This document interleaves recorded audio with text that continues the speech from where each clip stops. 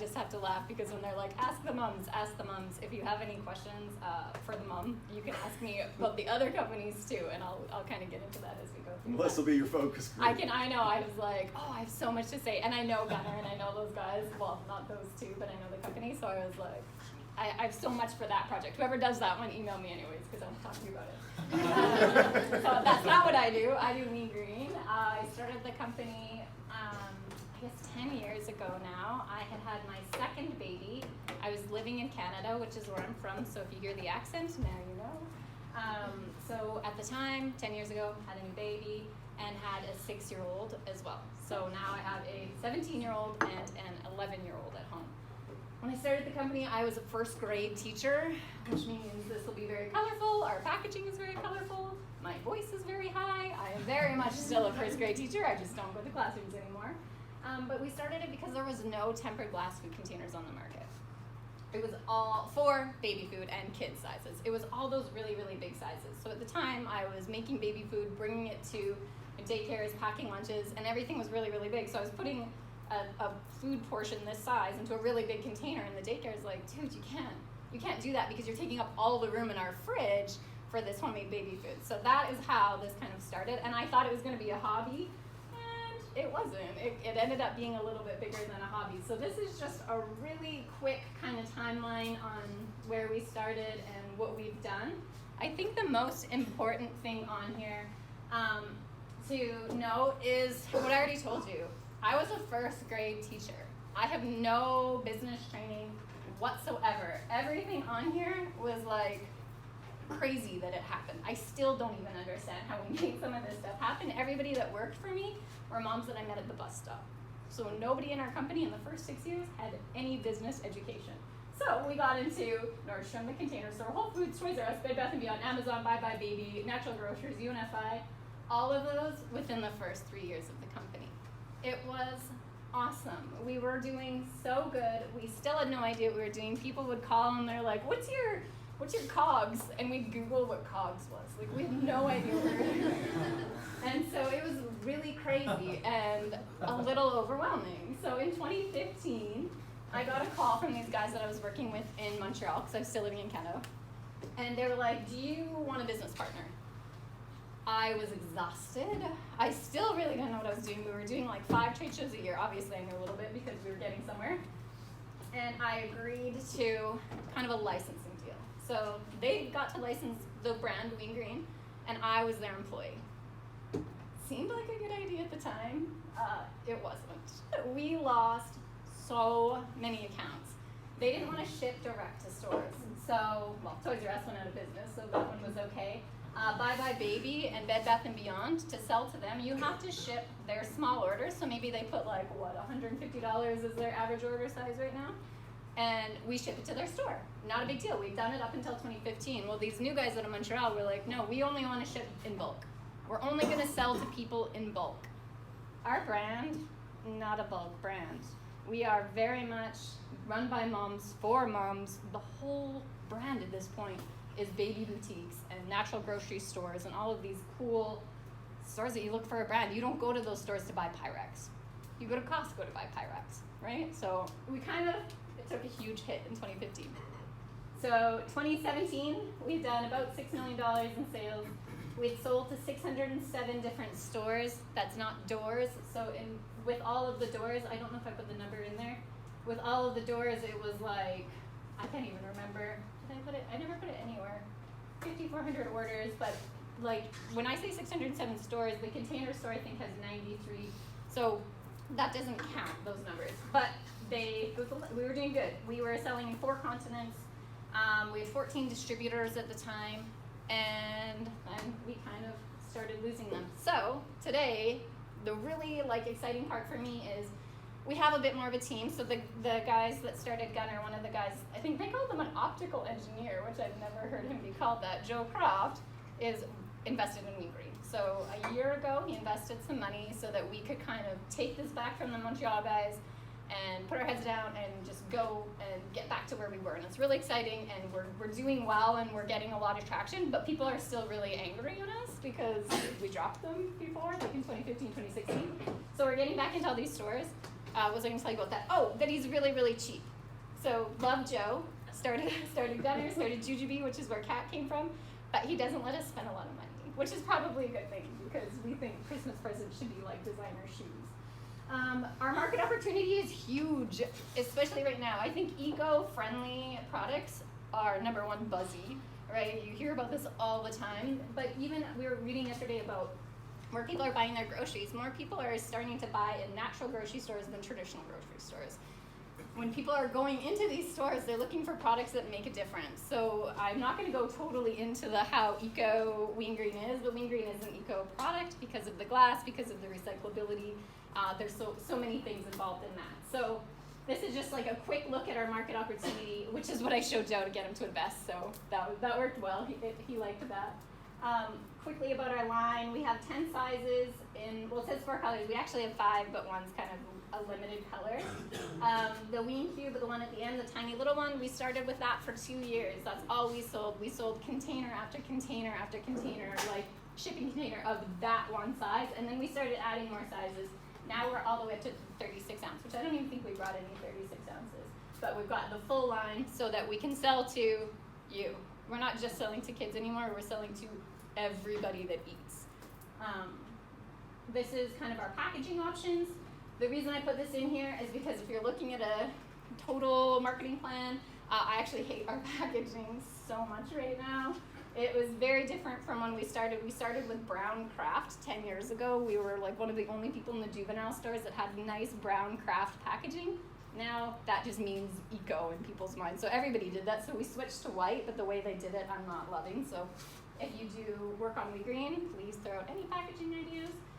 But we are selling, our sets do really, really well online. So this is our biggest set is our kitchen set. Our garden packs do really well online and in store, and then our singles are mainly sold in store. So you can just buy one at a time. Do you guys know Vitamin Cottage? That's not in California, is it? I can't remember what they do, the Colorado. They do like the big bins at the store, and they just dump like hundreds of Wean Green containers, and you can just buy one for like $3. And they do well that way. These are the current wholesalers that we are selling to today. I didn't want to put everybody that we had sold to in the past because that's who we're trying to get back into. So our biggest one right now, I would say, is Global and Font, which is actually an Amazon third seller. That's where we were before we came. He's out of San Diego, so we got to go down and see him. And one of the things that I was excited about was we were really talking about our Amazon marketing strategy today, which was kind of cool because we've never paid a dime to market on Amazon. So today, for the first time ever, we are going to put a little bit more money into that, so it was exciting. Bed Bath & Beyond, we sell to some of their stores, not all. Bye Bye Baby, again, some of their stores, not all. And then I think you guys probably kind of have an idea of who everybody, what categories they fit into, but we started in juvenile in that industry, so we still sell to juvenile. We sell to some national chains like the Container Store, and then we do really, really well in natural grocers, which is my favorite. That's like my favorite market ever. Did you guys talk about Expo West, the trade show? In class at all? I may have mentioned it, how It's much my I hated favorite. I love it. It's the best. Okay, I'll tell you guys do you guys get to go to trade shows at all? I feel like if you can get like a guest pass as a student to go to Expo West. It's in Anaheim in March, and it is the craziest trade show with like natural products, and that's where like the Whole Foods buyers go to buy everything. And we do that, and then we fly straight to Chicago for the Housewares show. And here at the Anaheim show, people are like in Birkenstocks and like everybody's in shorts, and it's just a party. Ziggy Marley is there all the time. Love that guy. And then we go to Chicago, and it's like all business suits, and we have to go for steak every night. So anyway, trade show, go to Expo West. That's our favorite. This is our current international distribution. So we are selling to my favorite, Canada. We do really well in Canada because it's where we're from. Most of the media we had at the beginning was really, really focused in Canada. And we never really lost that market for whatever reason. We have one guy that's selling all over Europe, which is crazy, and we're trying to change that. We've got a tiny little girl in Singapore. She's just doing that for us. Australia and New Zealand are covered, but we're always looking for more. Here's some quick sales data, just if you're working on the project. It'll be good to see which sizes sell better, and it's by SKU. So you'll see size, and if it's packaged in a single or inside a garden pack, or however we packaged it. Also by color. All of this is so important to us when we're looking at our marketing planning. Just obviously for so many reasons, so I'm keeping this for you guys to come back to if you need to look at it. I think the pricing is really important as well, so I included that in there. It's both, sorry, that one was the single, so if you buy it like this one is the set, so if you buy it like this, here's the 3 different ways right now that you can kind of see it on a store shelf. We do have a floor stand, again, hate it, so if you're working on it, feel free to include any design. And then you can just have it out on its own in a single or in the packages. It's obviously nice to have more than one SKU. We honestly, if somebody gives us one SKU into their store, it's almost not even worth it because we lose the money by just getting the product into the store. Really quick, I think I kind of, when I told you how we went through that bumpy part with Montreal and then we had to start building the company back up, this is how we're doing it. So we are trying to get back into the guys that we used to work with. We're building a team. We obviously work with Joe Croft. Kat's come on recently, 6 months, I think. We have a VP of sales that was the VP of sales for a company called Life Factory. I don't even see one in this, which is so crazy. Does anybody remember the glass water bottles with the silicone seals around them? That's what he was the VP of sales for, and they were bought by Thermos, and they like lost all of their distribution too. So it makes me feel better because I know what they were doing. They were about, I don't know, 25 million in sales, and then they partnered with somebody, and then they kind of went down too. So I feel better knowing that it wasn't just me. Good. We are looking at some new products. I can answer more questions about it if you're interested to hear about it. It's not really a big part of the marketing strategy right now. It's just something that we're trying to figure out which ones we want to go with. So if you have any suggestions on that, I will listen. Our website is huge. We never sold online until 2018. We had a website with information, but not actual sales. We had no back end to that. So it's pretty exciting now to be able to sell online. I know how to speak to moms, which is one good thing about the company because I am a mom, but I don't know how to reach them all. Like that's the hardest part for me is I have the messaging figured out, but I don't know how to get it on a bigger platform. So I think that's one of the biggest challenges in our growth plan. I'm gonna go through all of this really, really fast, I think. Okay, these are main goals. So I think, again, already covered. One of the things I didn't say, I've talked a lot about increasing our sales. I have not talked about creating a stronger community. People that like Wean Green like Wean Green. Like we get great repeat customers. If a mom is in, she's in. But we have to grow that and we have to figure out how to keep them engaged. We have so many moms that are interested in hanging out with us. We did start a private Facebook group and stuff, but we just don't know what to do with it. Like it's exciting that they're there, but we're losing them because we're not keeping them engaged. So building that community through, the Facebook and through events and through things like that. We do a trade show called MommyCon, and it's like a direct to consumer show, and we meet all these moms and they love us, and then we never talk to them again. We're saying our estimated marketing budget for the year is $25,000. We are tight. I like that you're talking about the woman entrepreneur, like when you have to be scrappy. We have to be scrappy. That's what we do. We're good at it, but it is tough. We do have access to a lot of different people in our industry, though. So if you say, hey, here's a really crazy idea for a video, I can probably get it done within a reasonable budget to make it work. So don't withhold any really cool ideas because you don't think we can afford it. Normally, we just talk to a couple of friends and we can work something out with that. I put this in just so you know, this is the 4 areas that we focus on: social media, direct-to-consumer sales, wholesale and distribution, and our community.